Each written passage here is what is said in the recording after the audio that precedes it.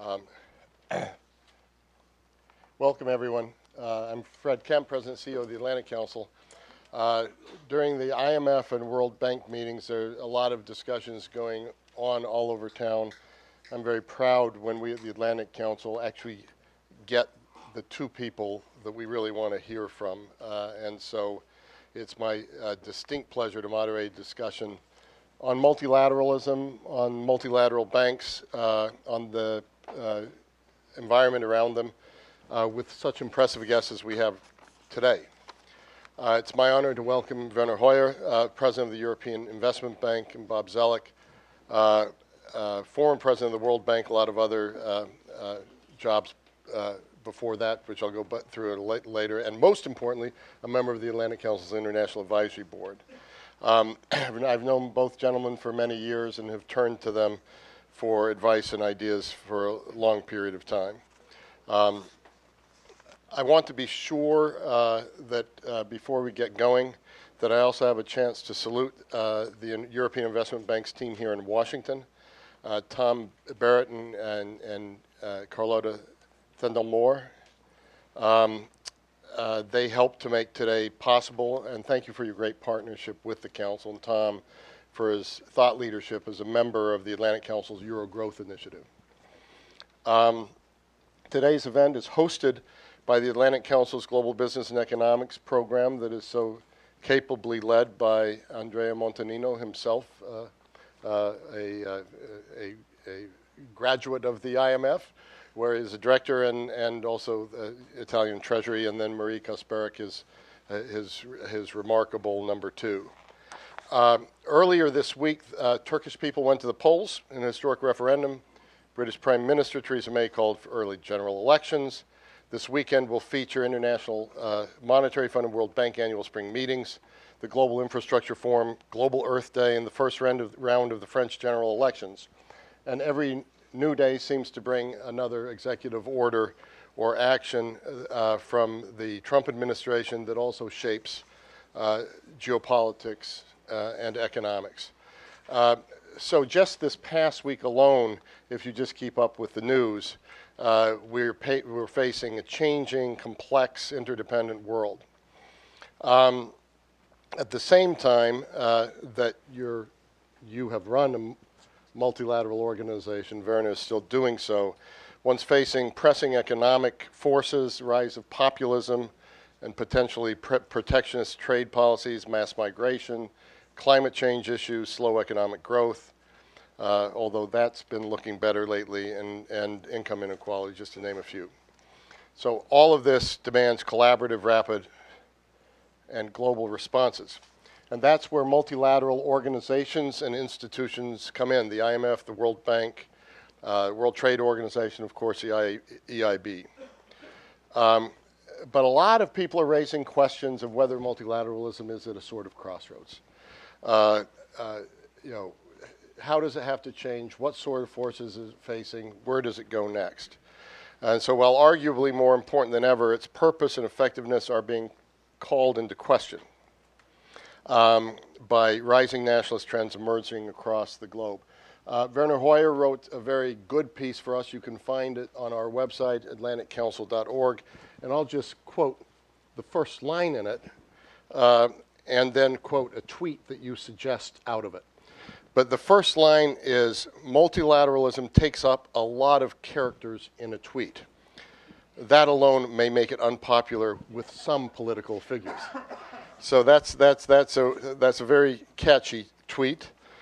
It's 15 characters, by the way, multilateralism. And so elsewhere, I think a paragraph or two down, you instructed your readers to do the following. So tweet this.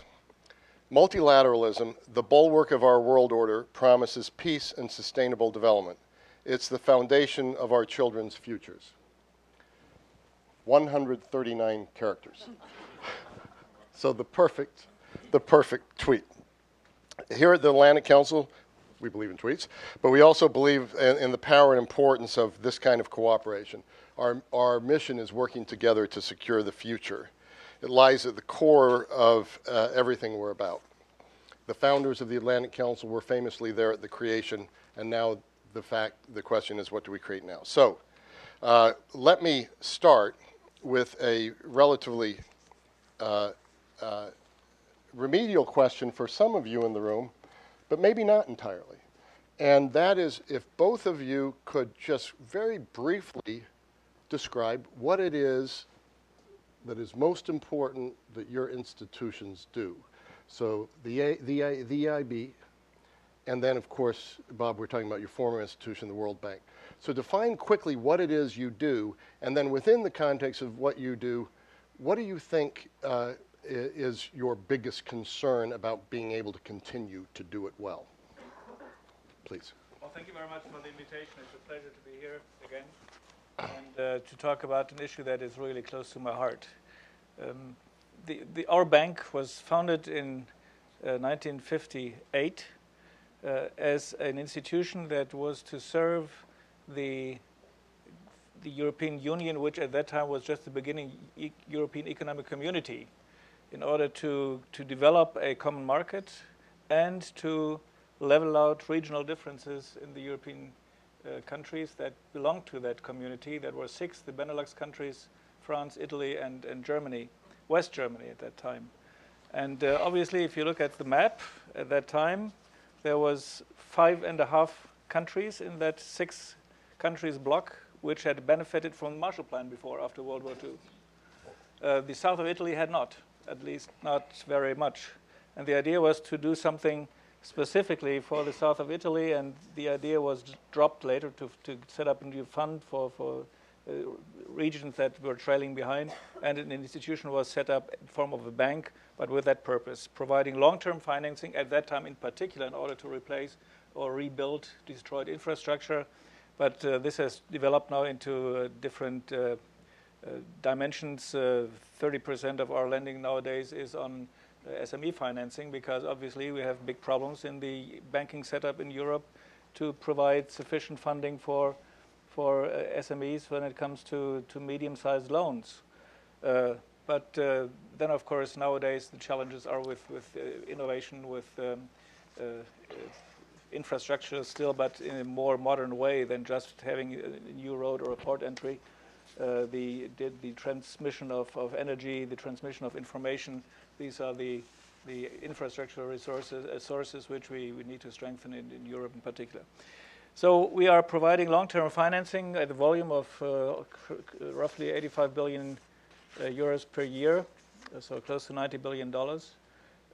90% of that goes into the countries of the European Union, the 28, and the rest goes to the entire world. So we are active in Africa for decades. We are busy in Latin America, particularly when it comes to the green issues, to sanitation, to water, to clean energy, and the same is true for urban development and climate action in Asia as well. So these are the main things. We believe in multilateralism and in cooperative structures because the European Union success story is built on that. And sometimes I have the feeling that we have a tendency, not only when a new administration comes into place here, but also within the European Union, that we have a certain temptation to cut on the branch on which we are sitting quite well. Multilateralism is not only under threat in the relationship between the United States and Europe. It's also a valid point within Europe. Renationalization is visible. You talked about the French election next weekend. We have had another election campaign in the European Union this year where this was an issue as well. So it is important to explain again the value of international cooperation and the value of thinking in other terms than zero-sum thinking. And what is coming back is zero-sum thinking. I'll give you just one example which impressed me one day when I was sitting on such a panel with Mario Monti, former Italian Prime Minister and later Commissioner in the European Union. And he said, well, when I was Italian Prime Minister and went to one of these European councils every 3 or 4 months, when we were sitting there together as the heads of government or state of the European Union member states, everybody thought I need to bring a break to that meeting. And after a series of 10, 20 meetings, quite a number of bricks were assembled there, and we have built an impressive house of it. Nowadays, you go to European Council and tell the press in your press conference afterwards, what have I achieved for my country to the detriment of the others? So everybody takes a little one of these bricks back home after the meeting instead of bringing a new one to it. And I believe we have to be careful that this does not translate into reality one day. So I believe that from the basis of classical economic theory to political science of modern times, the cooperative approach and the multilateral approach is being put into question in an irresponsible way. And I hope that we can bring about a contribution to counter that. Thank you for those strong words. I should have, in introducing you, and this comes clear in that kind of strong answer with the political context, that you were Minister of State of the German Ministry of Foreign Affairs and member of the Bundestag since 1987. So you come at this with a broad range of background. And Bob was president of the World Bank 2007, 2012. USTR, U.S. Trade Representative, 2001, 2005, Deputy Secretary of State, a very historic, and other jobs as well, White House and elsewhere, very historic moments, and now Senior Fellow at the Belfer Center at Harvard University Kennedy School. So Bob, in the same manner, perhaps you can explain what it is the World Bank does. It sounds like a superficial question, but when I hear you answer it, I always learn something new. Well, first, and then also with the same focus on where you see the biggest problems for the bank. Okay. Well, first, let me take the opportunity to thank Werner for joining us. I know it's a very busy weekend, but as you mentioned, I first met Werner when he was in the Bundestag and was a foreign policy leader for the Free Democrats, and then was Minister of State. And I think you heard in his answer the fact of someone who understands his home country, but is a very strong Europeanist, but also a very strong transatlanticist. And I think some of these issues in the transatlantic world, as you suggested, Fred, are going to be very much in flux. So I very much appreciate the efforts that Werner's made over the years to try to communicate across those different societies. And likewise, Fred, you know, as I've said, whenever I come here, you've done such a fantastic job with the Atlantic Council, brought in great people, been a great entrepreneur, so thank you for your effort on that too. The World Bank, I think, is often poorly understood because it's called bank. and most people think that what banks do is lend money, or at least that's what they used to do. And in reality, I think when the World Bank is most effective, it combines three different functions. One is to take knowledge and learning about development from all over the world and try to exchange it and transfer. So just to give you a practical example, one that struck me when I was at the World Bank, there was a program that was done in Mexico called Oportunidades. It was actually developed out of the Inter-American Development Bank. And it was a conditional cash transfer program. So it gave direct cash to bottom 10, 15, 20% of the population on the condition that children went to school and that people got health checkups. Probably did more for women's health than anything in the history of Mexico. It was highly efficient, about 0.5% of GDP. When I left the World Bank, this is 5 years ago, we had helped take that program to 40 other countries. And it wasn't just our people, but often the people in the countries wanted to understand, you know, how it worked on the ground, so they would connect with Mexico. This became the Bolsa Familia program. But so part of the key role in a multilateral system is being a nucleus and a part of a network for information. Second, you know, for all these institutions, you know, Werner was talking about the volumes of the EIB, 70, 80, 90 billion. For the World Bank, if you take all the different funds, the IBRD lending, IDA for the poorest, IFC, for a good year, it's maybe 50, 60 billion dollars. Now, that's not chump change for the Atlantic Council's endowment to be, but in the financial world, that's, you know, modest sums. So the real question is, how can you take those funds and leverage them and expand them or have a demonstration effect? So to take one from the recent European experience, when the financial crisis hit in Europe, one of the things that I was keeping a watch on was the state of the banking system in Eastern Europe. Most of those banks were owned by Central European or Western European banks, Austrian, German, French, Italian. And not surprisingly, when the home banks brought capital home, you had a negative multiplier effect. And so I remember actually approaching the IMF. The IMF wasn't really focusing on it, but I got the EBRD. This is before you were at the EIB, because I wanted to have a European partner with it. And we then worked with the banks themselves. We worked with our private sector arms, and we helped stabilize and put capital back in. So that's a good example, again, of you want to try to have projects that have a larger message, whether for the country or for the region as a whole. And third, what does distinguish these institutions from, say, the OECD is they do have capital. And part of the question is how can they use capital in an innovative fashion? So again, to give you a practical example, one that we put in place at the World Bank when I was there, it's gotten almost no attention, and it's quite interesting to me because it's a multilateral innovation.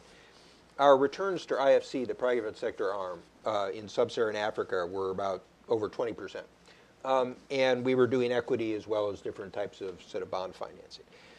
Because we didn't have the ability to expand the capital base, we thought we could do more, but we didn't really have the resources. So we created an asset management corporation. It's the first subsidiary created out of a multilateral. And we then drew pension funds, central bank or sovereign wealth funds and others to co-invest with us, not only to get good returns, but in the case of sub-Saharan Africa, to learn about the investment climate doing that. So, or one of the other things that we experimented with coming out of the 90s, you had a problem of developing countries that borrowed in dollars, earned in their local currency, have big shifts in exchange rate, they have a problem on the debt side, so we help expand local currency bond markets, which is actually important today. So the challenge, where a lot of people, when they look at the World Bank, the EIB, they just look at the financing method. I think you miss a big part of the story.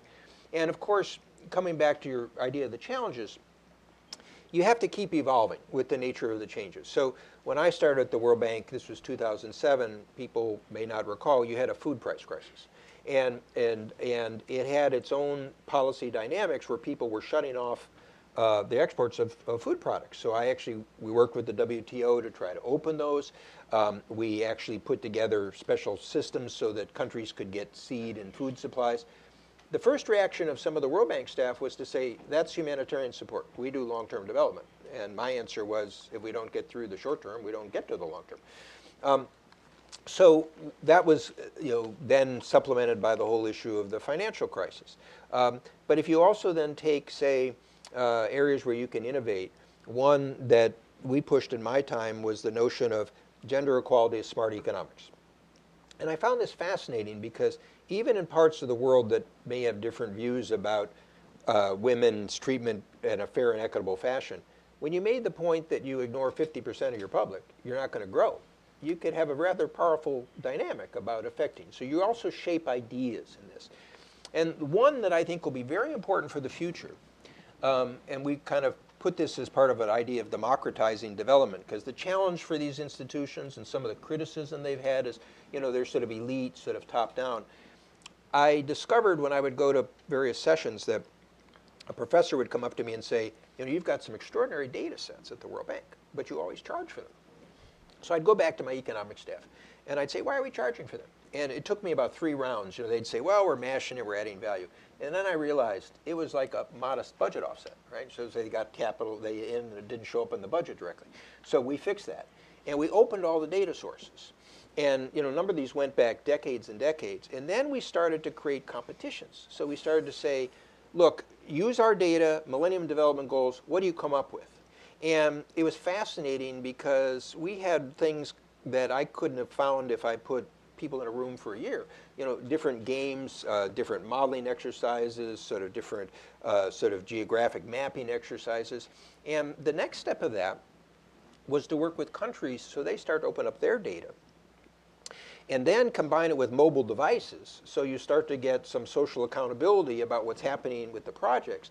But part of this idea was we're trying to move the development dialogue beyond coming to Washington for a spring meeting or others, but with researchers in the developing world, and then ultimately in communities in the developing world. But my point is that will constantly change. So another one was the issues of post-conflict states, which I know you've been involved with. And so this is something Werner and I have dealt with because we dealt with foreign policy and security issues. You tend to see that the economics people take one approach. The security people take another approach. The governance people take another approach. The question for the Liberias, the Afghanistans, the Cote d'Ivoires is, how do we integrate those effectively? And that's going to be an ongoing issue. So what I always find a little frustrating, Fred, about the multilateralism is that people tend to think about it in the way that people thought about these development institutions when they were founded in 44, late 50s. So remember, the World Bank was founded as the International Bank for Reconstruction Development. Its first loans were to France. And part of this idea was you needed to put capital in, or for the developing world, there was the theory about sort of a financing shortage. If you had poor people, you needed to bring in capital alone. We're so far beyond that. And the real question is how the World Bank Group or the EIB or the regional banks operate within larger networks. So Werner and I were talking about this a little bit in the infrastructure area. It's not all public. Its question is how can you leverage private funds? And obviously, the ultimate aim is to sort of create new dynamics that go beyond the institutions, so you'll have flows of funds into these sectors. But pick up on one thing that Werner said, because obviously it's changed dramatically as you underscored it. But the multilateralism is so much the gears, the workings, the engine of so much that goes on in the world. Werner talked about the danger of cutting the branch upon which we're sitting well, and talked about people taking bricks away instead of bricks forward. I think these were pretty nice images. I thought he was going to talk about throwing bricks. Well, that comes as well. So it's no secret to anyone in this room that President Trump hasn't been an outspoken defender of multilateralism, and he's questioned, for example, multilateral trade deals, and prefers trade on a bilateral basis. My question beyond that, we've already seen the administration move pretty dramatically from its earlier statements on NATO and the importance of NATO. President Trump's only been in office since January, but what potential impact do you think the administration's policies could have on multilateral institutions, Bob? And how do you think? What are you watching for? Okay, let me start at a big level and then come down. So when I've reflected on the President's comments about economic nationalism, what struck me is that he's pitting nationalism against internationalism. So whether you call it multilateralism or internationalism. And actually, that is in conflict with most of U.S. history. I've been doing historical research recently, so I apologize on this. But if you come back to the early form of the formation of the United States, is this novel idea of a republic that would cover a longer, sort of a wider space, how it would expand over territory, ultimately deal with slavery in the Union. But these were ideas, and you can see this in the founders, including, I might say, on trade topics, where they, in the words of Thomas Paine, were trying to create the world anew. Now, so they were thinking about how ideas at home shaped the international system. Now, you've touched on them in the post-1945 era. So one of the other, of course, restraints was, we wouldn't have been a country if we didn't have the alliance with France in 1778. But after the French Revolution, you had Washington say no permanent alliances, Jefferson say no entangling alliances. So for the next 150 years, you see people trying to create international systems, whether international law, the notion of American republics, different balance of power arrangements, arms control in the naval area in the 20s. People are trying to avoid alliances because the holy writ of America was no alliances from Washington and Jefferson. That changed in 45, and obviously now, for 70-some years, we've had alliances as a core structure going forward. But so the question, it's understandable. People will say, well, are they serving the United States? Are they helping promote our overall interest? I think it's fine for people to regularly kind of debate that and understand it. But I think President Trump starts from a very mistaken perspective that it's a zero-sum game. That if you're serving the international system, you're not serving the United States. I think that's in conflict with our history, and I think, particularly in the post-World War II history about how the alliance system, the economic system could be of mutual benefit. Now, specifically, you asked about trade. I think that the real danger here, look, a lot of what President Trump and his people say, it's a little tricky because you get whiplash. There's one position here, then you're over here. But if there's a core area, I tend to think that it's the notion that bilateral trade deficits are bad things. Okay, and you can see this going back with President Trump with Japan in the 80s. And this is kind of his vitriol towards Mexico, his vitriol with China. Frankly, it's got Japan and Korea vulnerable. It's got Germany in the target. He raises with Chancellor Merkel. The danger here is it's a totally mistaken economic logic. Okay, so I mean the best way I can explain it is, I have a bilateral trade deficit with my supermarket. And I have a bilateral trade surplus with the kind people who pay me for various services, right? But so am I supposed to have an equal trade? Am I supposed to go work in the supermarket so that I get wages there? The whole notion of a trading system is not that it's, particularly in a bilateral system, to be able to say equalize out. So number one, it'll lead to mistaken approaches. Because you're trying to solve the wrong problem. And you can see what already it's moving towards the idea of, do we have sort of restrictions on trade so we try to lower the surplus? It won't work, by the way, because if the United States is growing more, the dollar goes up, you'll actually increase the surplus. But then it also means you miss in the next tier issues. So that's the real worry for me. It's not only the damage you do, but frankly, if we're all focused on protecting the steel industry, okay? Yes, there's capacity issues in China. We can try to deal with those. The real issues in China, which you see in their 5-year plan, are their efforts to move up the value-added chain and in various technology industries. Mm-hmm. And if you look at their plan, it's got some things that you could work with. It's got areas like, venture funds and education and different sort of scientific research. It's got some that would lead to indigenous innovation and close people out. So part of the worry is if you analyze the problem incorrectly, you'll probably miss the things that you should be doing in the system. Or take the whole service sector. China's trying to move towards greater consumption. The United States and Europe are about 70–80% of the GDP in the service sector. There's opportunities for China to gain, for the US to gain. But if we're trying to figure out how to block our markets, that won't happen. Now, you will get a counter reaction here. You see it in the press because American farmers, for example, sell a lot of their product abroad. And so they'll get anxious about messing up the market with Mexico. But I think I come back to the core point, Fred, which is that we live in a global system, okay? And we don't have to be highfalutin about multilateralism or others. You say in the United States, it's always been the case. For Germany, for historical reasons, it's a slightly different political culture. But this is a country that's sensitive to sovereignty and independence. Fine. But so how do you promote your own interests while at the same time promoting interests of a global system, whether security, economic, or political? It comes down to the final issue, which is no matter how powerful of a country are, it helps to have friends, too. Yeah. So, Bob, thank you for that answer. I mean, in our own observation, we're seeing not only movement on NATO, but obviously through the summit with Xi Jinping in China. You saw the threats of currency manipulation, the 44% tariff. It's turning into a more, certainly not conventional negotiation, but more traditional approach. So we'll just see if that continues. So anything you want to pick up, Werner, and Bob's answer on the political context, feel free to. But I also want to drill down a little bit more on multilateral development banks.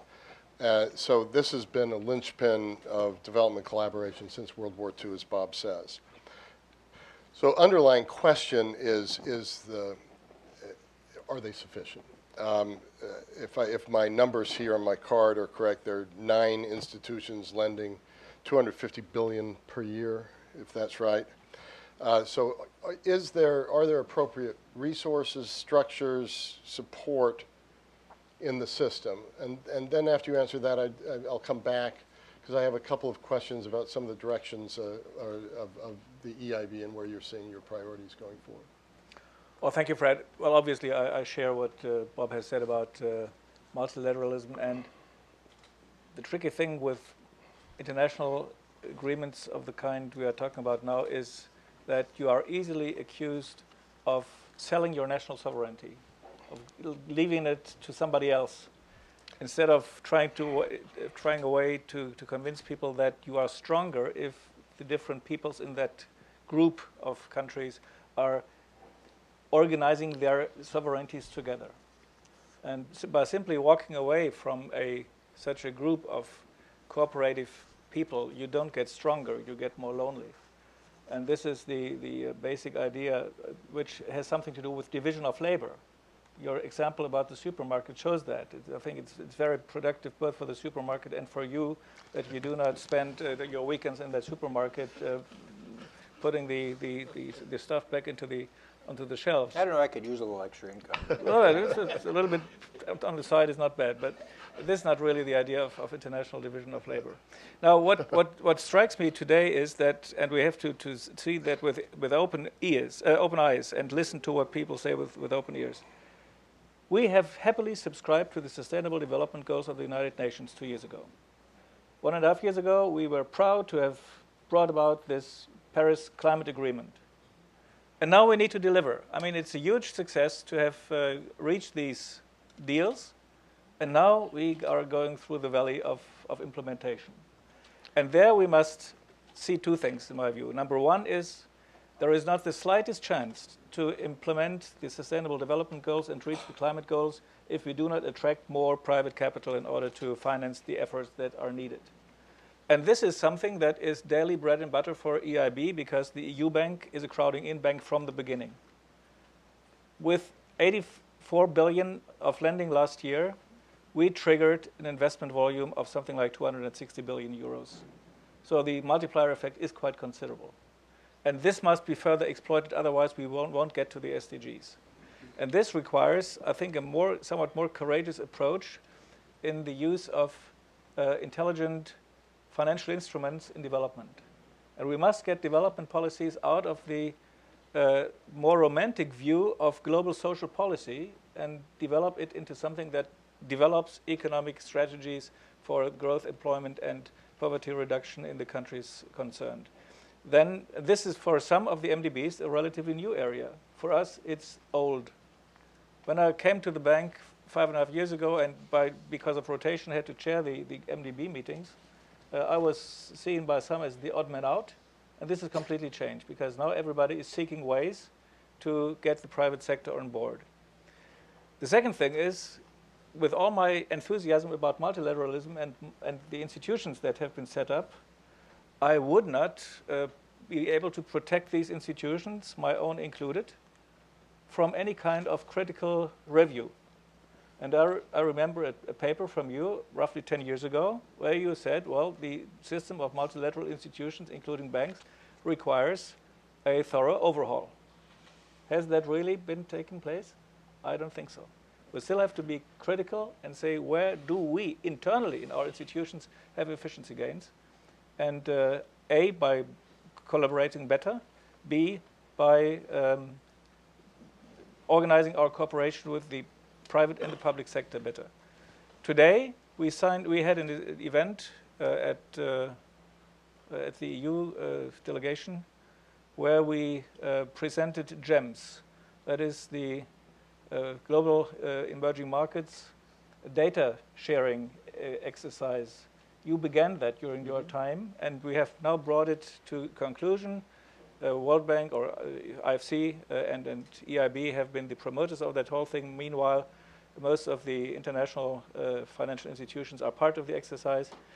Providing a database, a reliable database on the risk characteristics of international, in particular infrastructure investments, is extremely useful if you want to crowd the private sector in.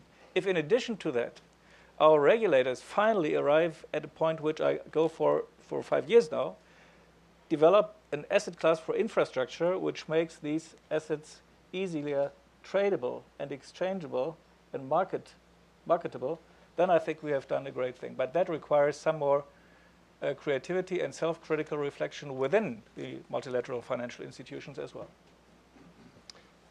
Talk about a couple of issues that you've taken on in the EIB. sort of how it came about and then how effective you think this is.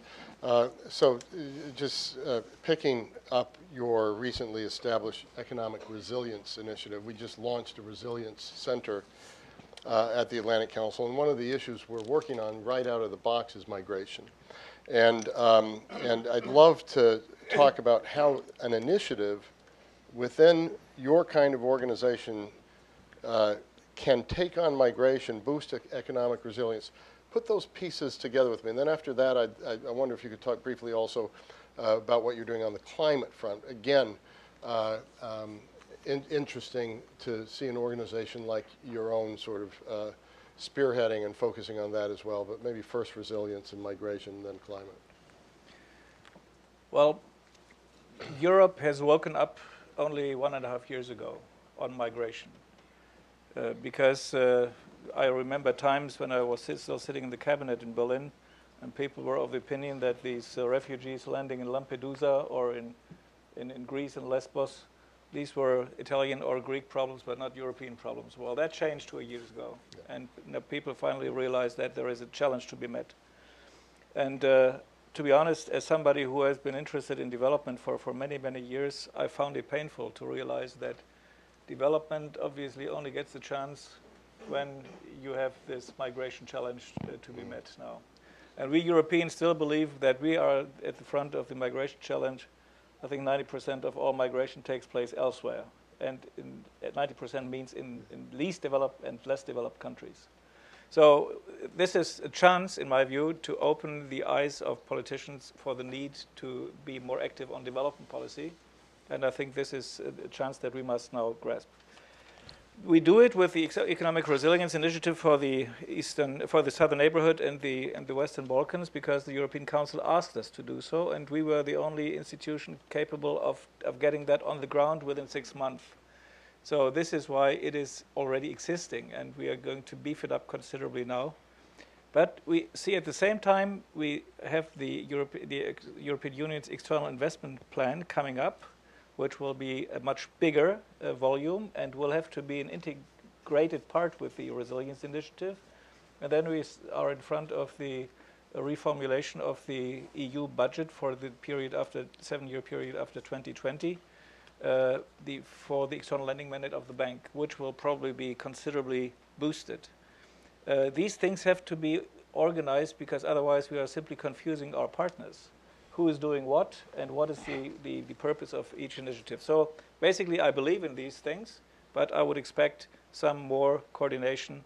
Add to the 3 elements I mentioned, the G20 initiative now on Africa, which needs to be integrated with the other instruments that we have.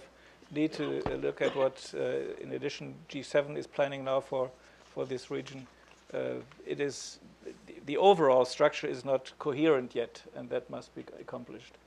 On climate, well, the European Council and the EU Bank is owned by the member states of the European Council, not by the European Commission or something like that. It's owned by the 28 member states. And the bosses there, our governors are the finance ministers, but the real bosses are the members of the European Council, the heads of state and government. And they have clearly pledged to the climate COP21 results. And therefore, it is our job to implement. And we are very, very active on this front because we have a good tradition on that. In Latin America, we are considered the water bank for decades because we have a specific expertise on both drinking water and water sanitation, which is a key element for development. So all in all, as far as climate is concerned, we have something to offer. My colleague, Vice President Taylor, who is sitting in front of me, is the responsible man in the management committee of the bank for that. He will go to this oceanic conference very soon, where I think a new challenge needs to be addressed in the next couple of years, and we need to bring our expertise in. Now, of course, that requires financing, and also there, it requires co-financing with the private sector. Mm-hmm. And if you want to get the private sector in, you have to convince them of some either concessional help or an internal rate of return that makes the project very convincing. In my view, this essentially, how do you make climate profitable? climate action Yeah, problem. the main thing, and that applies for climate just as well for development, is forget old technologies. When in development, some people in my country were happy to send tractors we don't need anymore to Africa. Nowadays, we are sending the internet access to Africa and help countries and people in countries where you don't have electricity yet, but you have the possibility to recharge a mobile phone and you have the transmitter stations to jump over 100 years of communication technology development. This is what is needed. And that then takes or brings the possibility to drag the private sector in because they see the profitability of that thing. Now, that requires, again, some bright people from the World Bank and other institutions who make sure that we don't produce new monopolies there. So make sure that the regulatory system is in place, that the supervision is in place, and that fair competition is organized. All these things have to be seen together in an integrated concept. But I believe indeed that if you want to get the private sector in, you have to be attractive also when it comes to the technologies involved. Thank you for that. I say that one thing, if I'm allowed to make the roadshow for the bank here, there is one thing where our bank is unique. You don't have any comparable banks, including the World Bank, with an engineering department which is so world-class standard. And this is needed. We need to have our in-house expertise in order to be able to convince our investors that it was worthwhile to go into these activities. This is very valuable because I think, particularly here in Washington, I'm not even sure in Europe, is there a deep understanding of all the work that the EIB is doing. $100 billion in climate action finance, if I'm not mistaken, over the next 5 years. So it's great to have Jonathan Taylor here and also Andrew McDowell, another vice president of the bank. And I think Mr. Hudak is not here, but send him our best as well. I know he's here in town. So, Bob, you may want to comment on this, but I'd also like to get to questions. Go ahead. Should we do that? And then in your next comment, you can intervene and see where you agree with Bernard. So let me turn to the audience on questions and comments.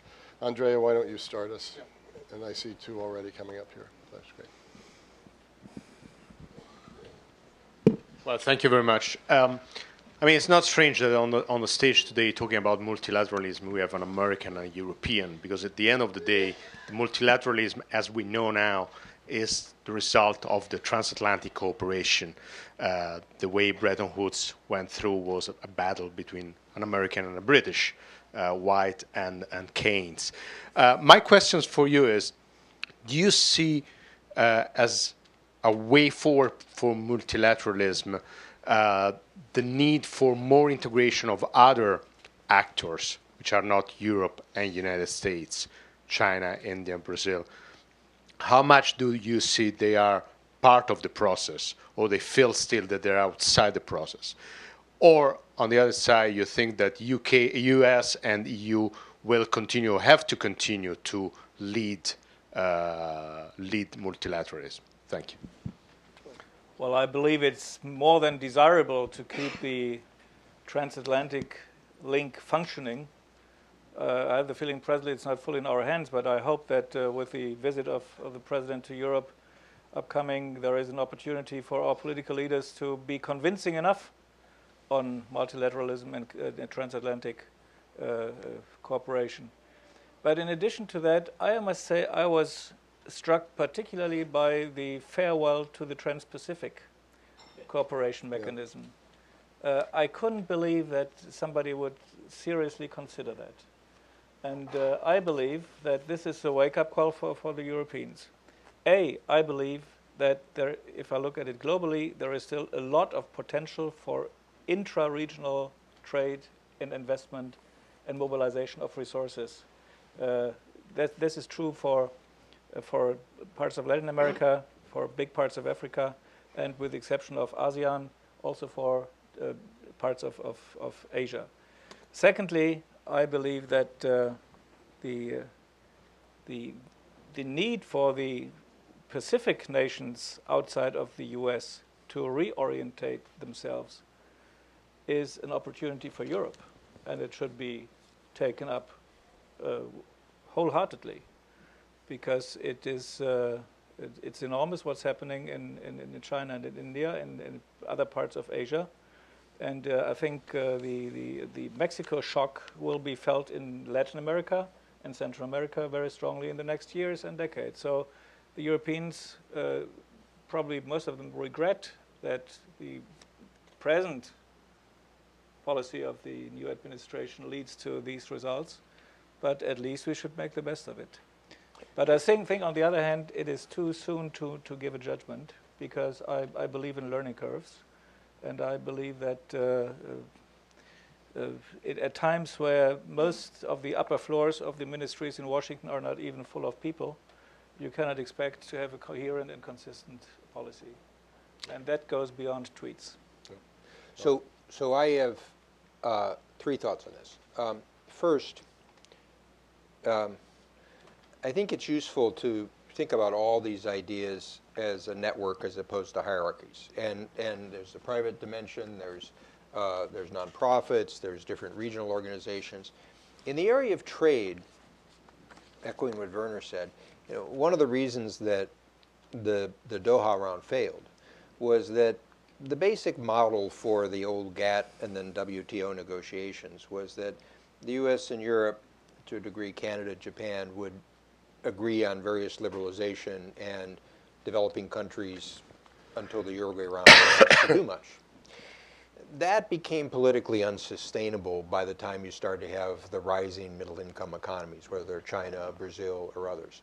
If you look at the relative levels of barriers of tariffs, they tend to be higher in those economies than in the US and Europe. And so in the case of the Doha round, if the US average tariff was 2 to 3%, to eliminate that across manufacturing or cut agricultural subsidies, you would have had to have more opening from the middle-income countries. And this was a debate now that I think it was very active about 10 years ago, was the question of, frankly, Brazil and India wanted to be treated like the poorest in Africa, and we have to recognize you have different sort of responsibilities here. So the trading system won't work unless all engage and recognize that there's mutual obligations and responsibilities. Second, China is an interesting example, and I'll take two dimensions of it. One, there's often a discussion, well, what's the World Bank's relationships with, major emerging markets? Well, in the case of China, going back to 1980 and Robert McNamara, the bank was important, frankly, not so much on the financial side, but helping to infuse the thought of the intellectual basis for the reforms, including back in my tenure where we did the China 2030 report with the Chinese that became kind of the foundation for their next degree of reform. So again, it's trying to understand that these banks or institutions can play a policy and a catalytic role as well as a lending role. But when China came forward with the Asian Investment Infrastructure Bank, for example, I think the U.S. made a big mistake by trying to oppose that. First, it's not a very good idea to oppose things where you're going to lose. You have to decide whether that's worth it. But moreover, what the Chinese were signaling, frankly, for Werner and me, much of our life, we went around the world and developing countries were saying, we want you to do this and we want you to pay for it. Well, here the Chinese are willing to put up some money. And frankly, the first head was quite open about trying to work with the existing multilaterals about governance. He hired people from the World Bank. He was trying to maintain different standards on different aspects. And so that still had to be proven, but why not work with them to try to make that effect? So that's an additional element kind of the network going forward. But the third piece is, this is where the international system has to continue to evolve. We're not done with these issues. So one of the things that I wish I'd had more time to advance at the bank is that one day I came into my office after a weekend and I was thinking, we call ourselves World Bank, but we don't do with 2/3 of the world or 3/4 that are oceans. And so what issues can we deal with, particularly in the fisheries area? And we started to bring together private players, the island states, other aspects of this, and there's some very interesting ideas about sustainable fishing and other aspects. But so, can you advance regimes, whether they be group or multilateral, with different rules? Werner mentioned the TPP. One of the sad things is the TPP had some very advanced provisions about acting against sort of illegal fish subsidies. So that would have been a very good environmental dimension in a trade agreement. Or take the cyberspace, where I know Atlantic Council has done a lot of work.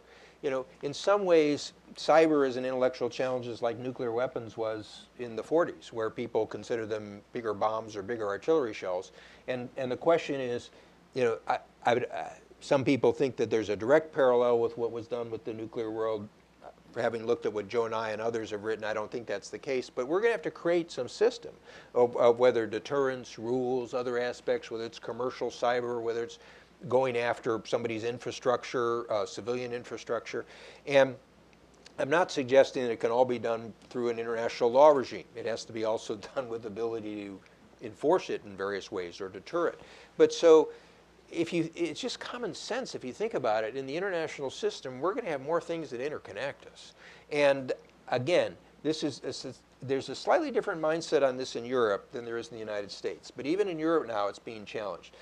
The European Union model was based on shared sovereignty, and you had heard Werner sort of talk about that. The North American model was not based on shared sovereignty because Canada, the United States, and Mexico have very strong sense of sovereignty and independence. But it's a question of, can you create integration while respecting sovereignty and independence?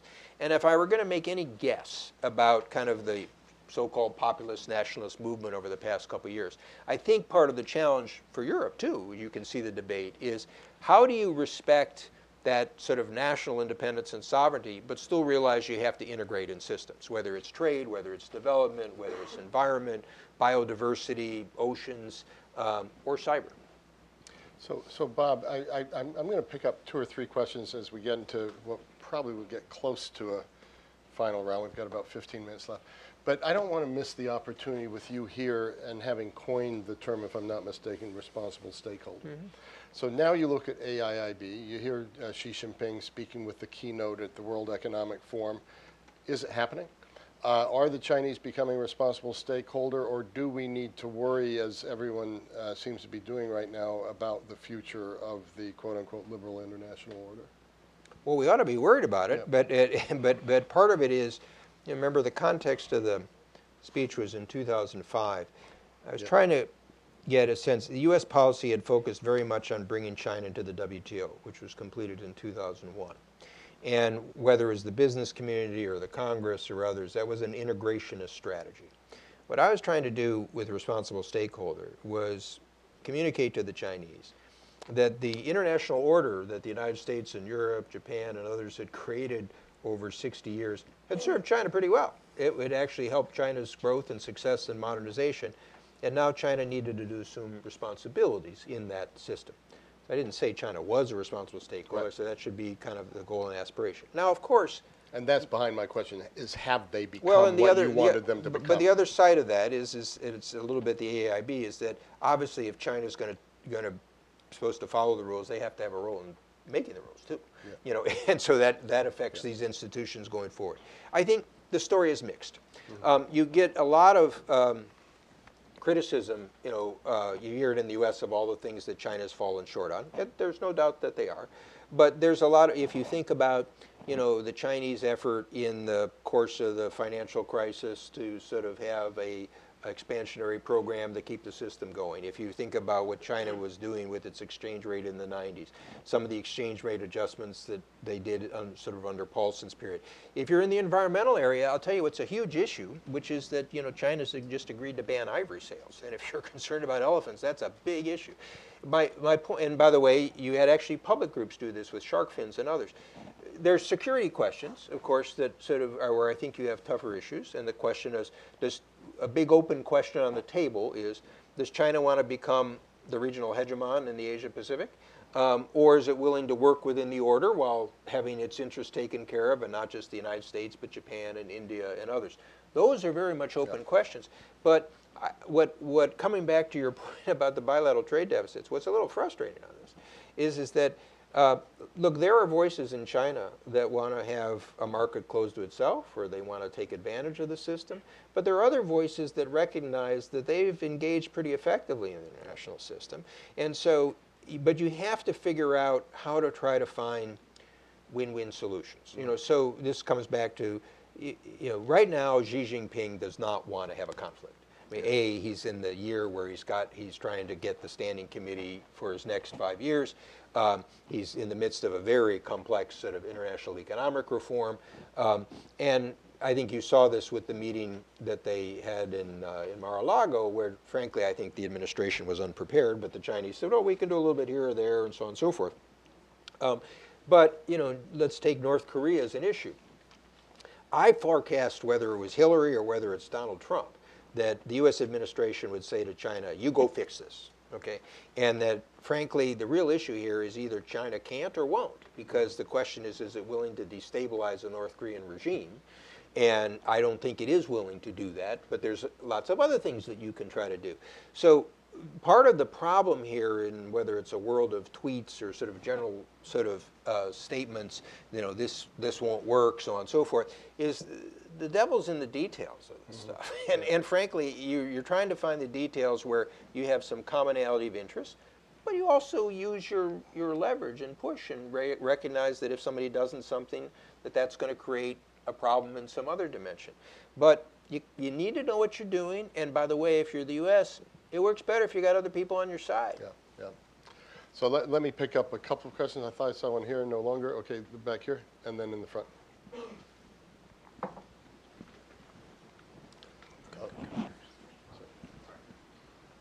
Thank you. Very interesting discussion. I wanted to go back if you to. can identify yourself. Oh, sorry, Bill Frymore, Stewart and Stewart. I want to go back to the Trump learning curve, if you will, the Trump administration.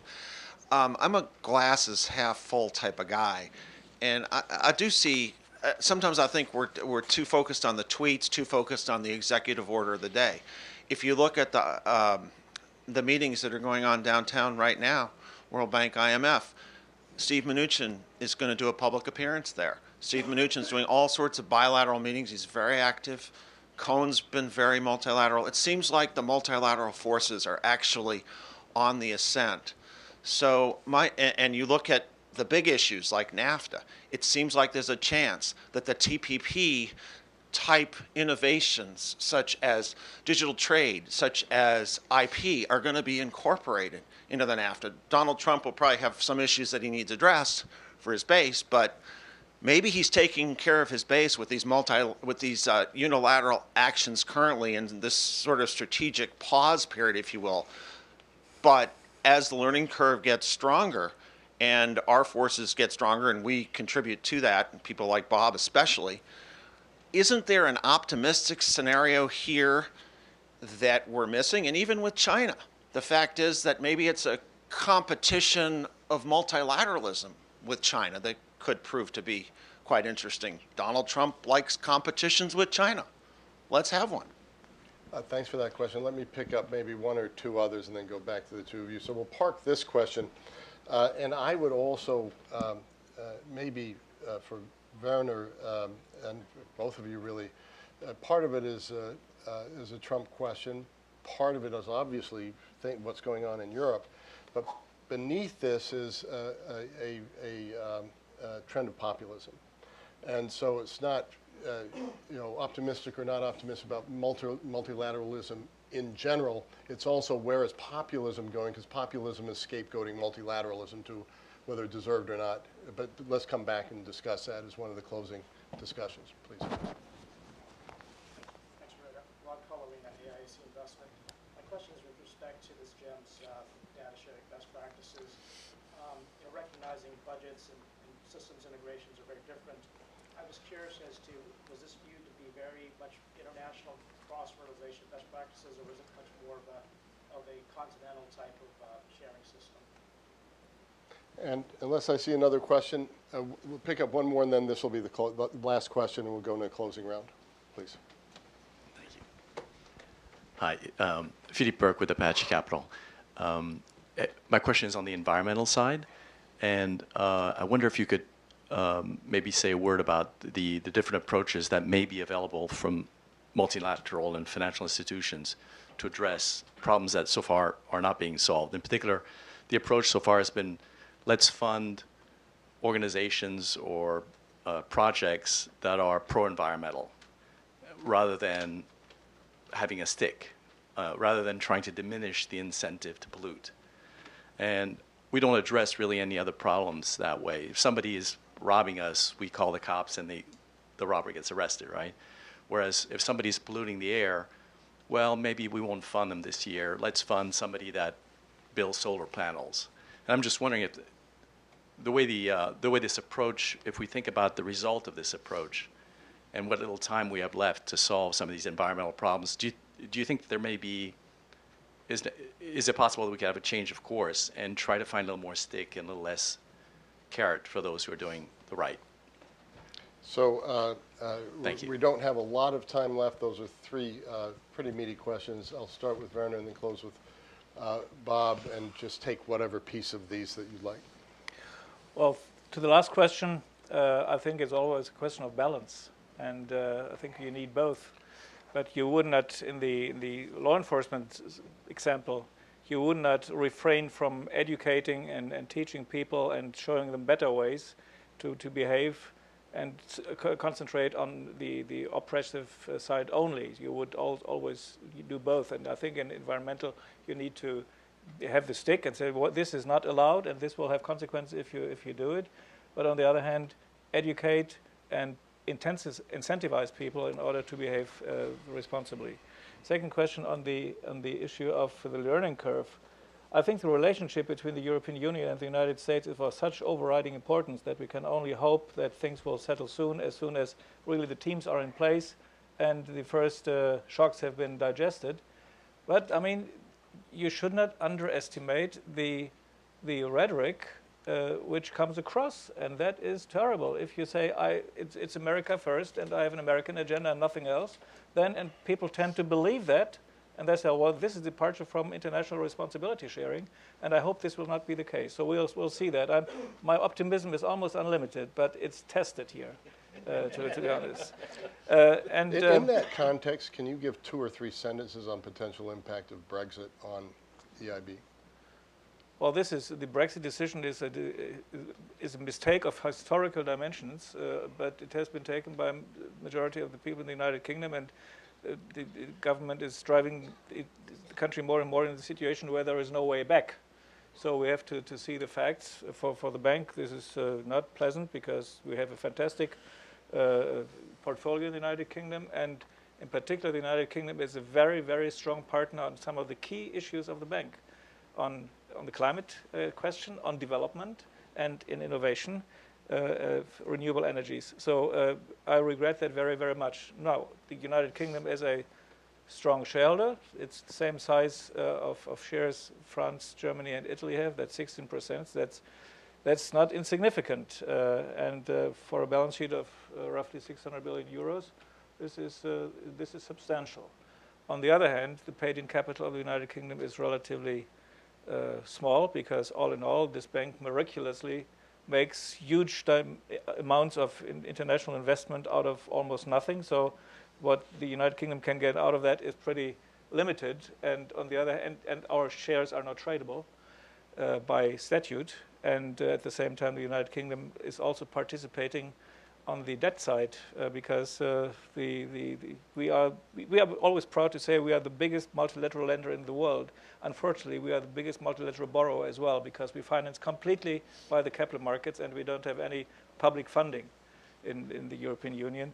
So therefore, the implicit or the contingent liability of the United Kingdom is very, very high as well with EIB. So we have to cooperate also in the future one way or the other with the United Kingdom. I hope the negotiations will be done in a civilized manner, so that also in the future, on whatever legal or statutory basis, we can come to decent conclusions with the United Kingdom. No, I'll leave it here. Yeah, okay, Just a word on the environmental, and then I think the good question over here. When I was at the World Bank, I tried to have a session actually during the spring and annual meetings where we would try to advance the state of knowledge of finance ministers dealing with environmental topics, because I wanted to try to connect these different sort of bureaucracies. And one was we tried to share the thinking about carbon markets and how they developed and the pricing systems and the institutional aspects. So it's a good example about how you can try, if you do want to decide to price something, that's a policy decision for others. You need to know kind of how to make it work in an integrated market fashion. Your question on Trump, maybe, open question, hope so. But And I think, as Fred mentioned, I think in the alliance and security space, it's more likely that habits and customs and institutions and others will have a stabilizing effect. It depends on the people, too. So I think this is the role that sort of Mattis has played. And frankly, the Defense Department's got a different sort of weight in the system a little bit.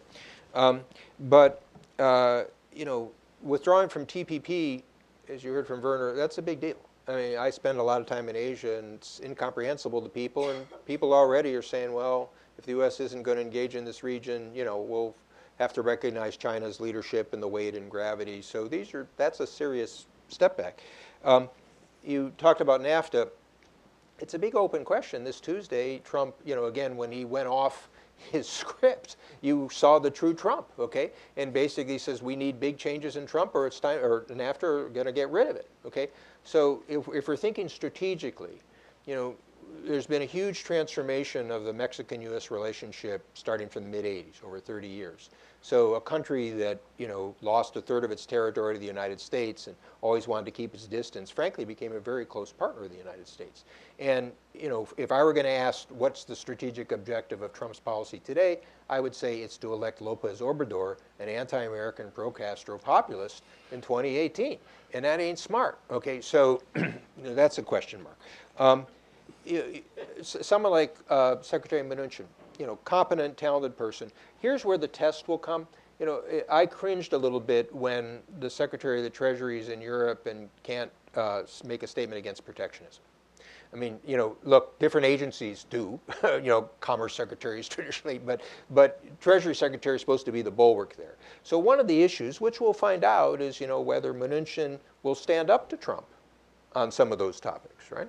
Or, whether Gary Cohn will be. I'm a little bit more confident that a Mattis will be, but sort of we'll see on the economic side. One of the things, though, that your question prompts, which I've been reflecting on, is if you look, it's early, you have to give space on this. But what's so striking to me is how the United States has lost strategic initiative around the world. And I'm not saying I'm a big fan of everything the Obama administration has done. But if you think about the topics that we're discussing, it's all reactive. What happens in North Korea after a North Korean threat? What happens in Syria after sort of the chemical weapons? How do we respond to Russia? Now, I think this is because, frankly, President Trump really doesn't have a concept, and he's still getting the place in order. Whether this will come into order under the national security system, I don't think it would have under his first national security advisor. Maybe it will under sort of this one. But the reason why that's particularly important today is, remember where we talked about this 70-year-old system. It's in flux. You've got the Brexit. You've got Central and Eastern Europeans. The pillar of European integration, which was a foundation of U.S. policy for 70 years, is shaking a little bit, okay?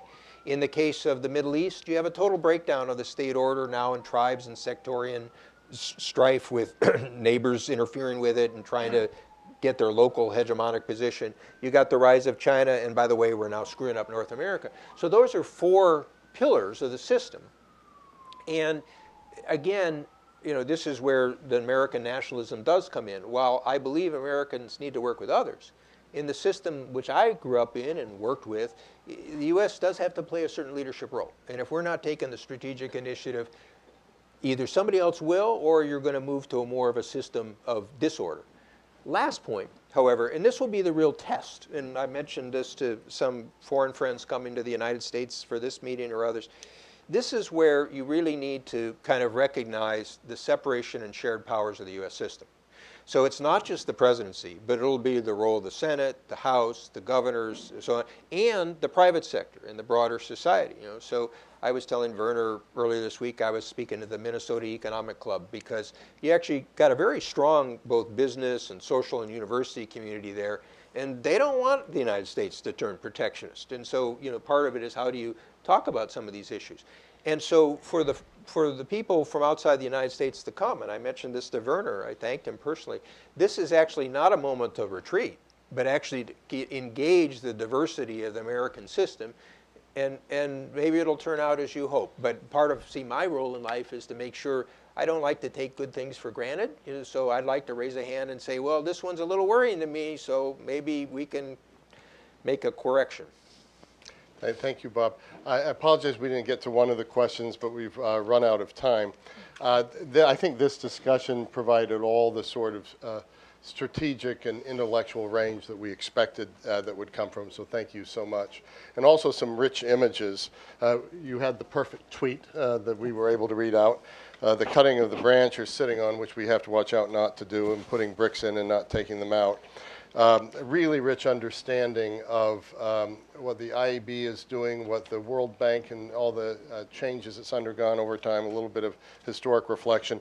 And then, of course, the wonderful image of Bob Zellick working as a supermarket cashier and what that has to do with the global trading system. I worked in a warehouse. That was worse. So with that, thank you all for coming, and thank you to our speakers. Thank you so much. Great pleasure. Thank you.